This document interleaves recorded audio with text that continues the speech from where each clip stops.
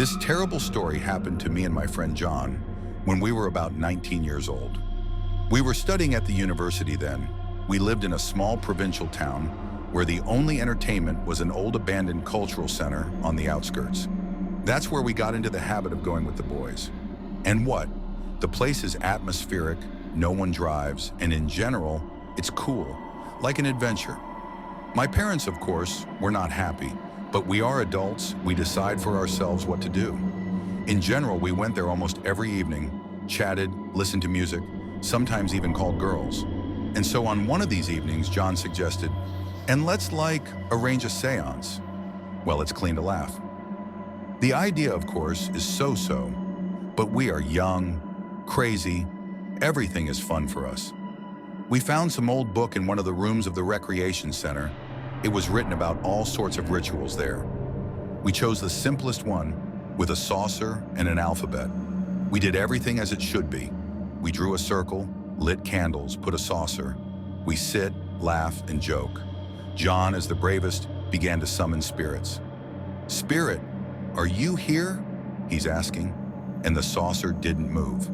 We had already decided that all this was bullshit when suddenly the saucer twitched and it began to crawl in a circle, spelled out. We were already taken aback. "Who are you?" John asks, his voice no longer so confident. The saucer crawls again, stops at the letters A, N, N. We looked at each other. "Anna?" John asked again. The saucer twitched again, as if confirming.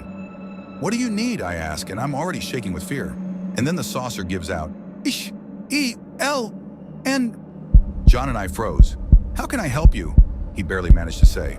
And the saucer started to crawl again. F, I, N, D, and then S, E, L, L, A, R.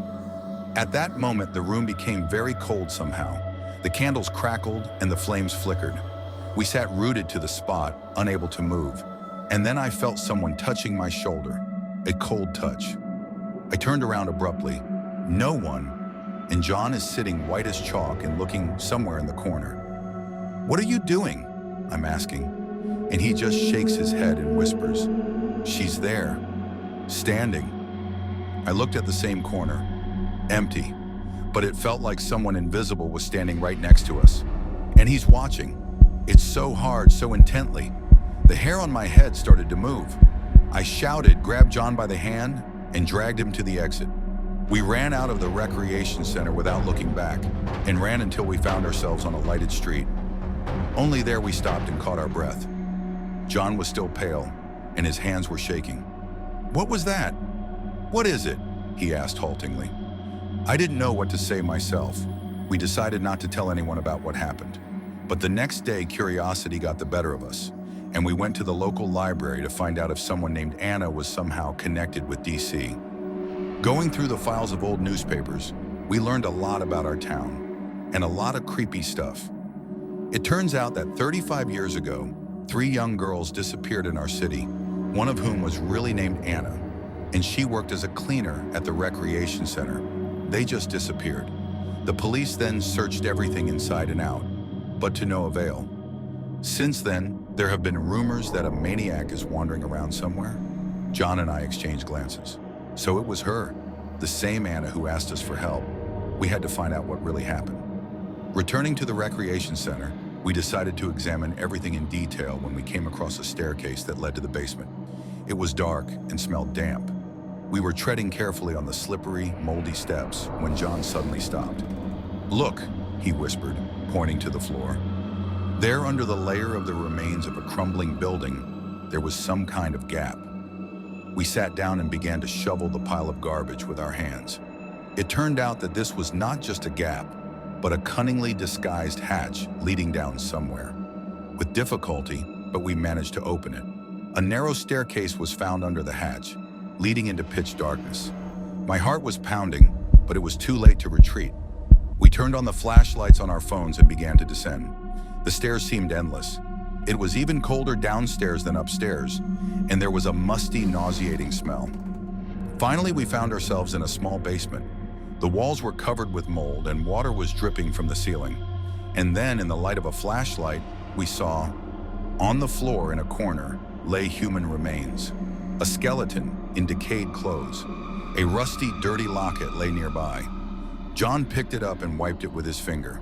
It was engraved with the initials AS. Anna? Was it really her? Have we found her? Once outside, we immediately reported our discovery to the police, which a day later found 2 more remains and an old lighter in the form of a pistol from the 1980 years. And also with initials later, experts determined that all the remains belonged to those missing girls. Investigators began to dig into the origin of the lighter, and we found out. It turned out that many years ago, during the renovation of the recreation center, one of the workers killed and immured the bodies in the basement, trying to hide the traces of the crime. This lighter was his. Moreover, he is still alive. The police established his location and detained him. From the unexpected retribution that came after so many years, he did not resist and confessed everything. It turns out those girls are far from his first victims.